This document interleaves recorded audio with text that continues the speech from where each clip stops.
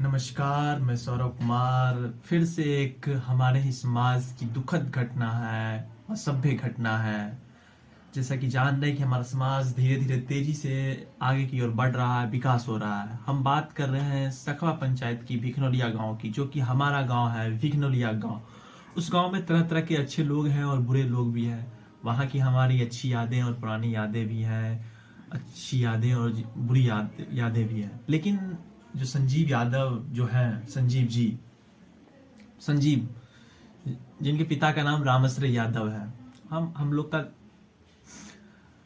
करीब के ही लोग हुए। और उनके पता चला है सूत्रों से कि उनके घर में जो वाईफाई का फाइबर लगाया गया था, उस तार को काट दिया गया है। समझ सकते हैं कि कितनी ओछे लोग हैं समाज में, कि एक बच्चा, एक युवा अपने गांव में नए नए साइंस के तरीकों से ला रहा है, नए तरीकों से अपने यहाँ पढ़ने की कोशिश कर रही है, पढ़ने की व्यवस्था कायम करना चाह रहा है। लेकिन वहां के कुछ असभ्य लोग बच्चों को परेशान कर रहे हैं। कहीं ना कहीं ये गलत है। हमें उन लोगों से प्रार्थना है कि हमारे इस वीडियो को आप लोग समझेंगे। किसी भी चीज को अगर पाना है, आप पहले अगर किसी चीज को पाना होता है तो देना सीखिए। अगर किसी को आप दे नहीं सकते हैं तो किसी से ले भी नहीं सकते। इसलिए आप तो देने के लायक हैं ही नहीं। जो लोग अपने स्तर पर अच्छा करने का प्रयास कर रहे हैं, उसको भी आप चोरी करने का चोरी करने या उनको नुकसान पहुंचाने का प्रयास करते रहते हैं। लेकिन ऐसा नहीं करना चाहिए। क्या कीजिएगा ऐसा करके? कहाँ जाइएगा? जो कमाया है वो दूसरा ही खाएगा। खाली हाथ आया था बंदे, खाली हाथ जाएगा। मतलब इतने तेजस्वी लोग हैं यहाँ, इतने तेजस्वी लोग कि कोई बात ही नहीं कर सकते, इनका जोरा ही नहीं है।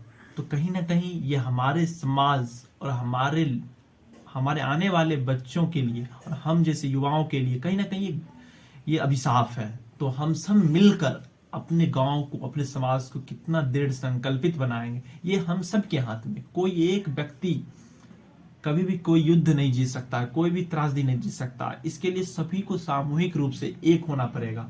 एक मुट्ठी में देखते हैं कितनी ताकत होती है, और यही एक उंगली को कोई भी तोड़ सकता है। लेकिन जब एक मुट्ठी लड़ती है तो इसे हराना बड़ा ही मुश्किल होता है। इसलिए आपस में प्रेम से रहिए, और कोई आगे बढ़ रहा है तो उसको अप्रिशिएट कीजिए, उसको तारीफ कीजिए, उसे और अपने अब नहीं हो सके, अगर आप किसी का फूल नहीं बन सकते हैं, किसी के रास्ते में फूल नहीं बो सकते हैं, तो कांटा भी मत बोइए। अगर कांटा बो रहे हैं तो कांटा ही काटना पड़ेगा। लेकिन संजीव जी को कोई भी दिक्कत नहीं हुआ, क्योंकि उनका जो फाइबर था इंश्योरेंस में था, बीएसएनएल का सेवा था। और बीएसएनएल की तारीफ करनी चाहिए कि संजीव जी के घरों पे आकर फिर से पुनः बीएसएनएल की फाइबर की सेवा शुरू कर दी, और वो वाईफाई का फायदा उठा रहे हैं और अपने घरों से पढ़ाई कर रहे हैं। तो यही हम अपने समाज से विनती करते हैं कि एक दूसरे से मोहब्बत कीजिए। हमारे समाज में शिवरात्रि में जब गए थे तो देखे थे आपस में जाति में इतना नफरत बढ़ गया है जिसका कोई जवाब नहीं है। वो एक दूसरे को जान लेने या एक दूसरे को गाली गलौज करने, एक दूसरे को प्रत्यारोप करने में लगे हुए हैं। कहीं ना कहीं एक समाज के लिए गलत है, ये विध्वंसकारी साबित हो सकता है।